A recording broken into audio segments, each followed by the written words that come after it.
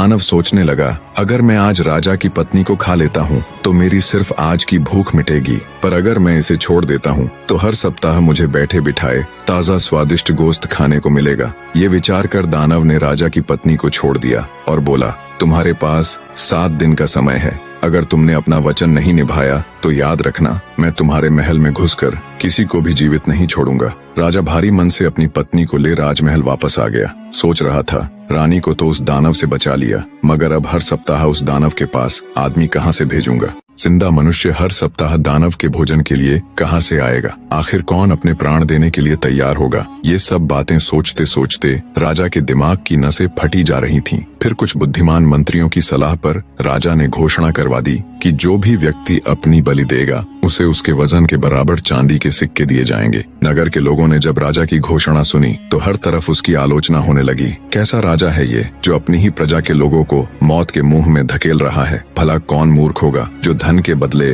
अपने प्राण देने को तैयार होगा? और वैसे भी मरने के बाद धन किस काम का? ऐसे ही दिन बीतने लगे, कोई भी व्यक्ति राजा की शर्त मानने को आगे नहीं आया। राजा की चिंता हर खत्म होते दिन के साथ बढ़ती जा रही थी। दानव को दिए वचन में अब बस 2 ही दिन शेष थे। राजा के नगर में एक घर भीखा का भी था। भीखा के परिवार में उसका पिता, उसकी पत्नी और 2 बच्चे थे। भीखा मेहनत मजदूरी करके बड़ी ही मुश्किल परिस्थितियों में अपने परिवार का लालन पालन करने की नाकाम कोशिश कर रहा था, क्योंकि हर रोज उसे काम भी नहीं मिलता था। परिवार की स्थिति इतनी दयनीय थी कि जिस दिन भीखा को काम नहीं मिलता उस दिन परिवार के सदस्यों को भूखा ही सोना पड़ता। भीखा के बाप ने भीखा को राजा की घोषणा के बारे में बताकर उसे राजा के पास जाने की सलाह दी। पिता के मुख से ऐसी बात सुन भीखा का हृदय मारे दुख के छलनी हो गया, पर बेचारा करता भी तो क्या। वो पिता की बात से सहमत हो गया और अत्यंत भारी हृदय से राजा के पास चला जाता है और कहता है, मैं उस दानव के पास जाने के लिए तैयार हूँ।